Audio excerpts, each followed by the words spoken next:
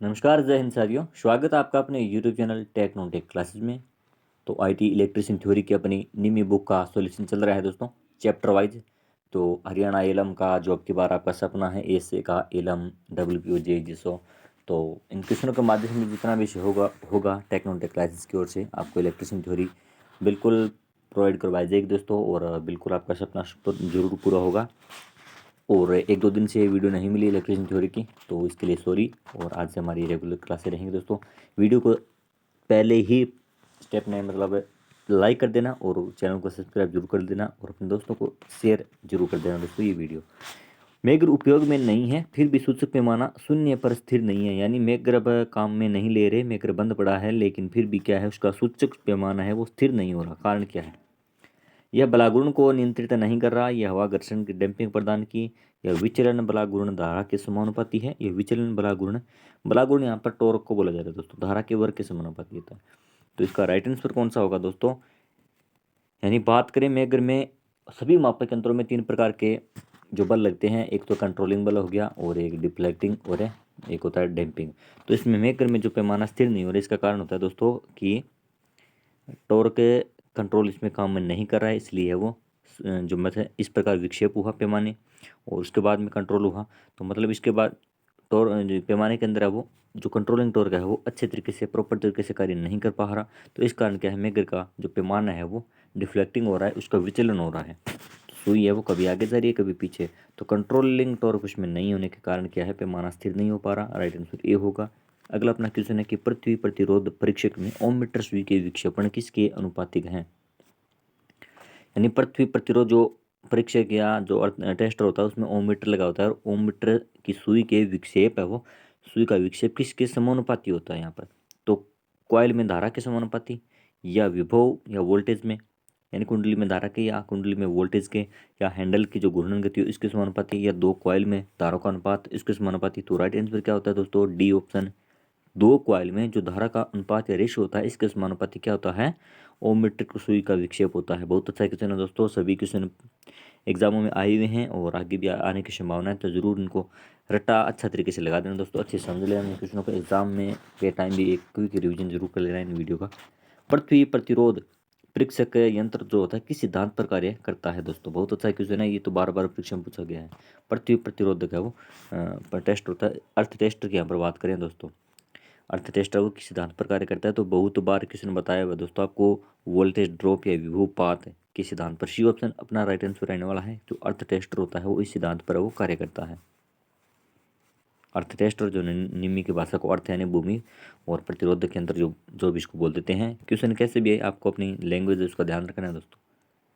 Right answer इसका हो गया विभवपात। और अगला क्वेश्चन है, उपकरण अर्थिंग की तुलना में सिस्टम अर्थिंग अलग क्यों है?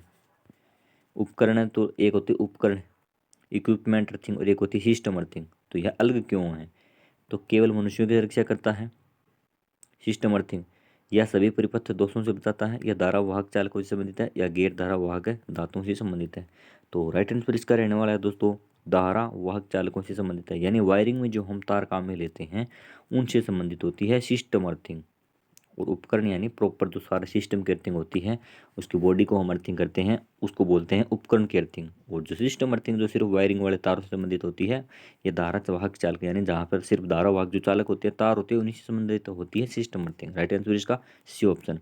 अगला अपना क्वेश्चन है, यदि किसी व्यक्ति को 20 मिली एम्पीयर धारा पर झटका प्राप्त होता है तो यह इसका क्या प्रभाव पड़ेगा? यानी कोई संवेदना नहीं होगी, या दर्दनाक झटका या आघात आ जाएगा, हार्ट अटैक आ जाएगा, या बेहोश हो जाएगा। तो राइट आंसर इसका होगा दोस्तों दर्दनाक झटका लगेगा। और कोई संवेदना नहीं होगी तो वो 0 से 3 या कई बार अराउंड फिगर में 5 मिली एम्पियर बहुत ही कम मान की धारा जब शरीर में से प्रवाहित होगी तो उसको क्या है, हल्का सा महसूस होगा, कोई दर्दनाक झटका नहीं लगेगा, सिर्फ हल्का सा महसूस होगा। और दर्दनाक झटका कब लगता है? जब धारा का मान है वो 5 मिली एम्पियर से ज़्यादा 20 मिली एम्पियर तक हो जाए ना, जो यहाँ पर दिया गया है। और उसके बाद हृदयाघात का सॉरी ये तो होगा, हाँ सही है, दर्दनाक झटका और हृदयाघात है वो 20 मिली एम्पियर से अधिक होगा दोस्तों। 20 मिली एम्पियर से अधिक हो जाने पर हृदयाघात हो जाएगा। और इन्हें अलग अलग ऑप्शन को याद रखना। एमसीबी के किस विद्युत उपकरण है वो एल सीरीज का उपयोग किया जाता है? बहुत तो बार क्वेश्चन कराया हुआ है दोस्तों। गीजर हीटर लैंप जो होते हैं उसमें उपकरण वहाँ पर एमसीबी की एल श्रेणी का उपयोग वो किया जाता है। अगला अपना क्वेश्चन है 138 नंबर, डेड लघु वायरिंग इंस्टॉलेशन में मेगर क्या पढ़ रहा है, यानी मेगर का पाठ्यांक क्या है, जब क्या है megger reading dead short wiring, परिपथ पूरा शॉर्ट हो चुका है तो उसमें मेगर की है वो मेगर की पैमाना है, वो मेगर का पैमाना क्या बताएगा, क्या दर्शित करेगा, तो इसका राइट आंसर रहने वाला है जब शॉर्ट हो गया दोस्तों तो मेगर क्या बताता है, इंसुलेशन प्रतिरोध, और प्रतिरोध जब मतलब आपको पता है शॉर्ट जब सर्किट हो जाता है तो उस समय प्रतिरोध का मान होता है दोस्तों 0, और धारा का क्या मान, धारा होती है अनंत। तो यहाँ पर शॉर्ट सर्किट है, डेड मतलब डेड लघु का मतलब हो गया शॉर्ट सर्किट है, तो मेगर उसमें प्रतिरोध अपना 0 मेगा ओम दिखाएगा क्योंकि प्रतिरोध तो है ही नहीं, धारा का मान अनंत हो गया, तो एक अगर चीज़ अनंत है दूसरी अपने आप 0 होगी, राइट आंसर 0 होगा। अगला अपना क्वेश्चन है, क्रिम्पिंग से क्या फ़ायदा है, यानी क्रिम्पिंग हम क्यों करते हैं, अगर आपको पता है तो कमेंट में जरूर बताइएगा। क्रिम्पिंग से फ़ायदा क्या है, साफ सुथरा रूप देता है, बाहर धारा कम करा, डिले से इंजन को टालना या आसानी से बदलना। तो क्रिम्पिंग दोस्तों मैं आपको बता देता हूँ कि केबल के अगले सिरे पर हम लग लगाने के लिए उस केबल को क्या है सॉरी उस लग को दबाते हैं क्रिम्पिंग टूल की सहायता से, तो उसको क्या बोलते हैं, क्रिम्पिंग बोलते हैं। और क्रिम्पिंग यानी इस प्रकार कोई केबल है और इसके अगले सिरे पर क्या है एक क्रिम्प मतलब इसको दबा देना, तो इसका जो कनेक्शन होता है वो डिले ना हो, डिले से इंजनों को टालने के लिए, अवॉइड करने के लिए, कनेक्शन को मतलब ढीला न रहे, उसको पूरा प्रॉपर तरीके से उसमें कस दिया जाता है, तो उसको क्या बोलते हैं। तो अब हमारे आगे क्वेश्चन शुरू होते हैं दोस्तों, प्रदीप्ति का जो चैप्टर है उसके, तो इसका 1 नंबर है और इसे मॉडल पेपर का है तो 140 नंबर, जो अपने निम्मी की बुक का हम कर रहे हैं सेमेस्टर दूसरा। तो देदीप्यमान तीव्रता की एसआई इकाई क्या है, देदीप्यमान तीव्रता का मतलब है दोस्तों प्रदीप्ति तीव्रता का, यहाँ पर पूछा गया कि प्रदीप्ति तीव्रता की एसआई इकाई क्या होगी, तो राइट आंसर आने वाला है दोस्तों, प्रदीप्ति तीव्रता की एसआई इकाई होती है कैंडेला, कैंडेला इसका राइट आंसर रहने वाला है। और प्रदीप्ति का जो अगर पूछे सीधा ही कि प्रदीप्ति तीव्रता न देकर प्रदीप्ति पूछ लिया जाता कि प्रदीप्ति का मात्र क्या होता है, तो होता है दोस्तों लक्ष्य। और स्टेडियन हो गया दोस्तों ठोस कोण का, ठोस कोण का मात्रक होता है स्ट्रेडियन। और ल्यूमन होता है दोस्तों प्रकाश पुंजिया, यानी ल्यूमन होता है प्रकाश पुंज, या इसको बोलते हैं फ्लक्स, तो इसका मात्रक क्या होता है ल्यूमन, और अपना राइट आंसर रहने वाला है सी ऑप्शन कैंडला। तंतु लैंप का कार्यकारी तापमान है वो कितना होता है दोस्तों, तंतु लैंप यानी जिसमें फिलामेंट लगा होता है, तो फिलामेंट वाला हमसे पूछा है, राइट आंसर इसका रहेगा दोस्तों, वैसे तो हमें बताया नहीं कार्बन वाला है कौन सा है, तो इसका राइट आंसर हमें 2300 डिग्री सेल्सियस मानेंगे। और 2300 डिग्री सेल्सियस यानी जो हीटिंग एलिमेंट लगा होता है टंगस्टन का, टंगस्टन का जो फिलामेंट लगा होता है उसकी यहाँ पर बात हो रही है। अगर बात करें कार्बन की, यानी कार्बन अगर फिलामेंट होता तो उसका 2000 डिग्री सेल्सियस कार्यकारी तापमान होता है और टंगस्टन का होता है 2300 डिग्री सेल्सियस, डी ऑप्शन इसका राइट आंसर होगा। अगला अपना क्वेश्चन है कि फ्लोरोसेंट ट्यूब में टंगस्टन इलेक्ट्रोड को किस पदार्थ से लेपित किया जाता है, अपने जो फ्लोरोसेंट की ट्यूब होती है उसमें इलेक्ट्रोड जो होते हैं उन पर किन पदार्थों की कोटिंग की जाती है, तो राइट आंसर है silver oxide, phosphorus oxide sorry phosphor powder या फ्लोरोसेंट पाउडर या बोरियम और बेरियम तथा स्ट्रेडियम ऑक्साइड, तो राइट आंसर डी होगा दोस्तों। यानी इस प्रकार है जैसे कोई ट्यूबलाइट है और इस प्रकार इसके इलेक्ट्रोड हैं दोनों, तो इन इलेक्ट्रोडों पर किस पदार्थ का जो लेप लगा होता है तो वो होता है बेरियम और स्ट्रोशियम ऑक्साइड का। और अगर पूछ लिया जाता है कि जो फ्लोरोसेंट ट्यूब होती है उसमें आंतरिक सतह, यानी इस प्रकार जो आंतरिक यहाँ पर सतह होती है उस पर किसका लेपन होता है, तो उसका उसमें होता है फास्फोरस पाउडर, फास्फोरस की कोटिंग होती है। और दोनों बहुत अच्छे क्वेश्चन है दोस्तों, परीक्षा में हर बार पूछे गए हैं, क्योंकि प्रदीप्ति का टॉपिक हो तो ये क्वेश्चन है उसके पूछने की संभावना लगभग 90% होती है। याद रखनी है बहुत ही सभी क्वेश्चन आपको एक मतलब निम्मी की बुक से एकदम ऑथेंटिक आंकड़े हैं दोस्तों, बहुत अच्छे क्वेश्चन आपको याद रखने, एग्जाम के टाइम आपको रिवीजन मारना है इन क्वेश्चनों का। और चैनल को सब्सक्राइब कर लीजिएगा अगर बाद में आप देख रहे हो तो प्लीज़। MB प्रकार के हाई प्रेशर लैंप किस स्थिति में संचालित है वो किए जाते हैं, MB की फुल फॉर्म यहाँ पर मरकरी बायोनेट के प्रकार के जो लैंप होते हैं वहाँ पर इनकी बात की दोस्तों, लैंप वो किस स्थिति में होती हैं, तो उच्च दाब पारा यानी पारा किस में होती है, गैस भरी, इस प्रकार है जो लैंप लगा होता है अपना फ्लोरोसेंट ट्यूब होता है, यानी ऊपर जो, तो इस प्रकार इसमें जो सक्रिय गैस भरी होती है तो उस गैस को हमें ऊर्ध्वाधर भी काम में नहीं ले सकते और झुका हुआ भी नहीं काम में ले सकते। क्षैतिज होगा, हॉरिजॉन्टल, यानी इस प्रकार जो लैंप की स्थिति होगी तो ये जो गैस होती है उसका प्रॉपर है वो पूरे लैंप पे एक समान वितरण हो जाता है। अगर वो झुका होगा तो सारी गैस यहाँ पर एकत्रित हो जाएगी। तो इस कारण क्या होता है कि इसका राइट आंसर क्षैतिज होगा, कि जो लैंप होता है एमबी प्रकार का जिसमें गैस भरी होती है हाई प्रेशर की, तो उसको हम क्षैतिज हॉरिजॉन्टल स्थिति में काम में लेते हैं दोस्तों। और जो एलईडी लैंप होती है वो किसी भी स्थिति में काम में ले सकते हैं। उच्च दाब सोडियम वेपर लैंप परिपथ में लीकेज ट्रांसफार्मर का कार्य क्या होता है? High pressure sodium vapour lamp के साथ एक लीक ट्रांसफार्मर लगा होता है दोस्तों। लीक फील्ड इसकी फुल फॉर्म होती है, लीक फील्ड ट्रांसफार्मर बोलते हैं इसको। क्वेश्चन किसी भी प्रकार दिया जा सकता है घुमा फिरा कर। तो ट्रांसफार्मर है वो क्यों लगता है? स्टार्टिंग धारा को घटाने के लिए या कार्यकारी वोल्टेज को घटाने के लिए,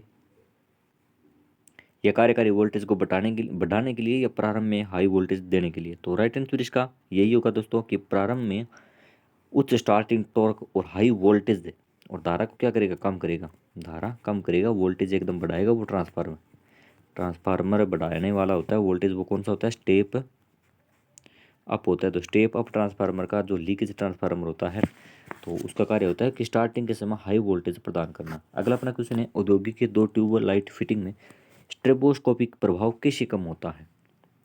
औद्योगिक वायरिंग में जो ट्यूबलाइट लगी होती है उसमें स्ट्रेबोस्कोपिक प्रभाव पाया जाता है, तो उनको कम कैसे करेंगे?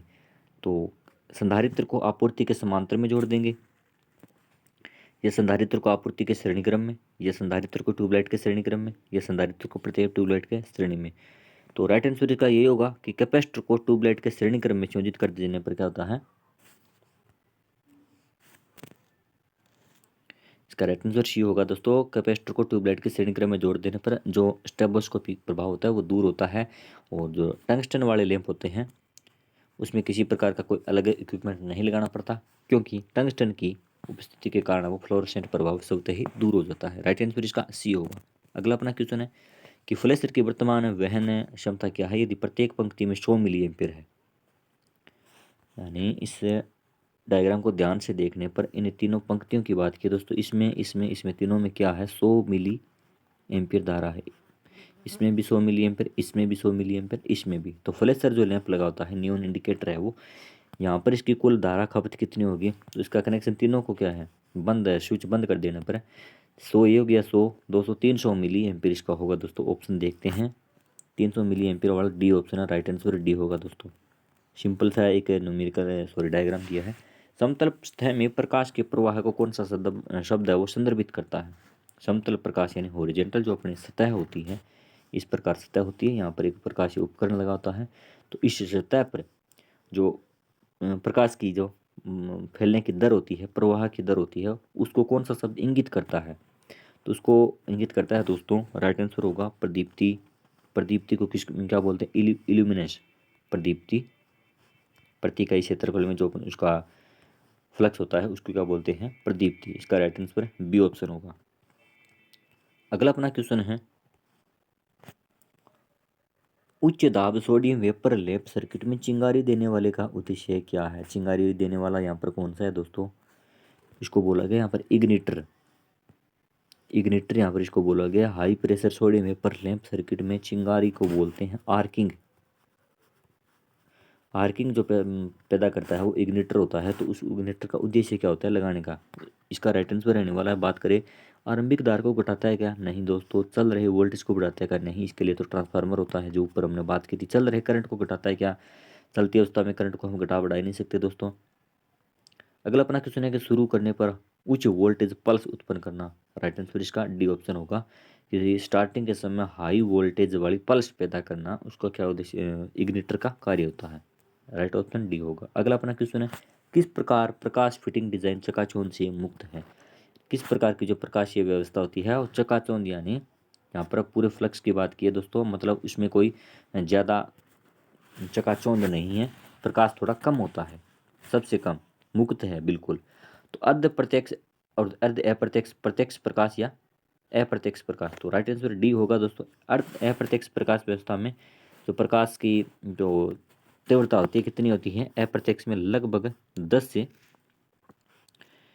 10% यानी 0 से 10% के लग 10 या 15% या 5% कई बार मान लिया जाता है, इतनी इसकी प्रकाशीय तीव्रता होती है तल पर।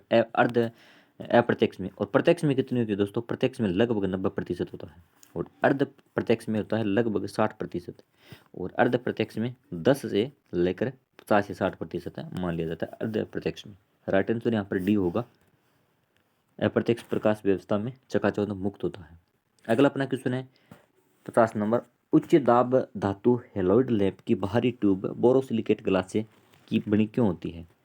हाई प्रेशर जो लैंप होता है उसकी बाहरी ट्यूब यानी डबल ट्यूब उसमें लगाई जाती है, तो बाहरी ट्यूब है वो सिलिकेट ग्लास की बनी होती है। ये तो ये क्वेश्चन ध्यान में रखना है, लेकिन वो क्यों बनी होती है, इसका कारण क्या है? तो राइट आंसर इसका रहने वाला है दोस्तों कि लैंप से पराबैंगनी विकिरण को कम करने के लिए, लैंप से अल्ट्रावायलेट जो किरणें रेज जो पैदा होती है उनको कम करने के लिए बाहरी जो ट्यूब होती है बोरोसिलिकेट की बना दी जाती है। प्रकाश प्रभाव बढ़ाने के लिए नहीं, टेम्परेचर को सहन करने के लिए नहीं, वायुमंडलीय दबाव को सहन कर लेगी नहीं। तो राइट आंसर इसका डी होगा कि लैंप से जो पराबैंगनी प्रकाश किरणें पैदा होती है उनसे बचने के लिए है वो उस ट्यूब की बाहरी, इस लैंप की बाहरी ट्यूब को बोरोसिलिकेट की बनाया जाता है। तो दोस्तों आज के लिए इतना ही, मिलते हैं अगली वीडियो। तब तक के लिए जय हिंद जय भारत। चैनल को सब्सक्राइब कर लीजिएगा, वीडियो को लाइक कर दीजिएगा।